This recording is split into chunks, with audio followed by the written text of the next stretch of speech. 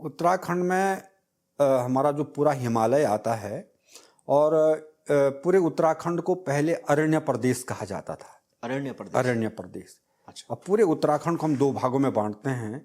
स्कंद पुराण में आपने सुना होगा, तो उसका एक केदारखंड अलग भाग है। हाँ। तो केदारखंड में मानस खंड हमारा कुमाऊं का जो क्षेत्र है वो माना जाता है। अच्छा। और केदारखंड माना जाता है जो हमारा गढ़वाल का क्षेत्र है। तो दो खंड हैं। ठीक है।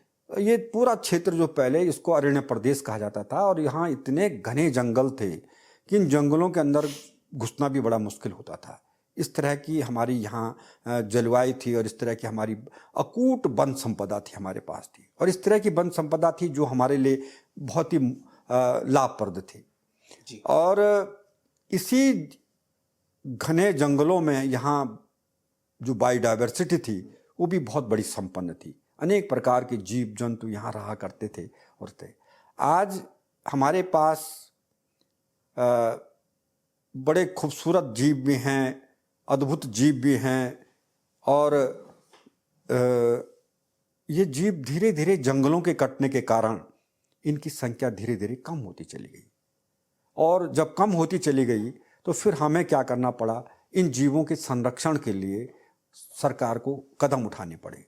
और उसके बाद दौर चला नेशनल पार्क बनाने का कि साहब एक पर्टिकुलर किसी जीव को बचाने के लिए एक नेशनल पार्क बनाना पड़ेगा, उस पर प्रतिबंध लगाना पड़ेगा, उसका कोई एक बफर क्षेत्र होगा, एक कोर क्षेत्र होगा और यहाँ पर मनुष्य की गतिविधियाँ कम होंगी।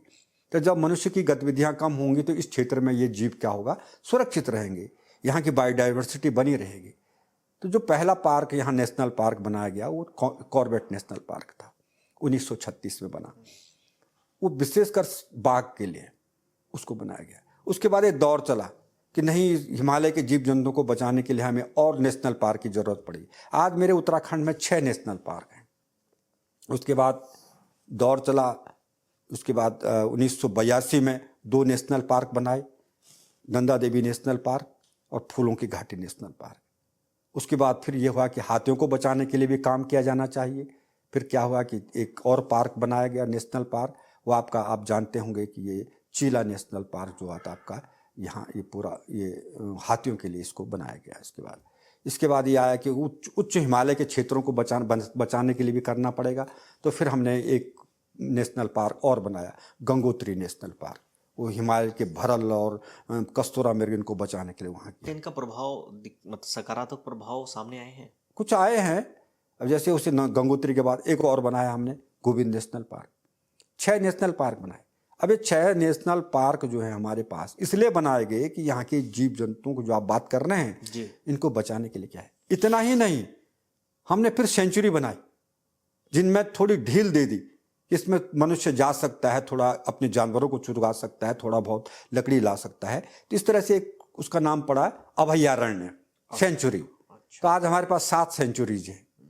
7 सेंचुरी में हमारे पास एक गोविंद सेंचुरी है, केदारनाथ सेंचुरी है, मसूरी सेंचुरी है, आपका इधर सोना नदी सेंचुरी है, उधर आपका अस्कोट सेंचुरी है, बिनसर सेंचुरी है। ये 7 सेंचुरी हमारे पास है। नंदौर सेंचुरी है, एक अभी हाल में बनाई 2012 में। तो ये 7 सेंचुरी हैं। इसके अलावा हमारे पास 3 और हैं जो इनको हम आरक्षिति कहते हैं, संरक्षक आरक्षिति, जहाँ वेटलैंड होती है उन जीव जंतुओं को बचाने के लिए। आपका यहाँ पर पावलगढ़ है रामनगर के नज़दीक, आपका यहाँ पर हरिद्वार के नज़दीक है झिलमिल, और एक यहाँ पर है आपका देहरादून के पास ये रामगढ़ के आगे। तो ये जो हमने पूरे जीव जंतुओं को बचाने के लिए जो ये इतने प्रकार के आज भौगोलिक क्षेत्रों को इन क्षेत्रों में बदल दिया, इसके बावजूद भी हम अपने जीव जंतुओं को संख्या बढ़ा नहीं पा रहे हैं। और आज हिमालय की स्थिति क्या है कि हिमालय सबसे दुर्लभ जीव जंतु होते हैं हमारे हिमालय में होते हैं जी। आपका कस्तूरी मृग वहाँ होता है, स्नो लिपार्ड हमारा वहाँ होता है, आपका स्क्वेरेल वहाँ होता है, आपका कस्तूरा मृग वहाँ होता है, मुनाल वहाँ होता है। उत्तराखंड के जितने भी हमारे राजकीय चिन्ह हैं सब हिमालय से लिए गए हैं।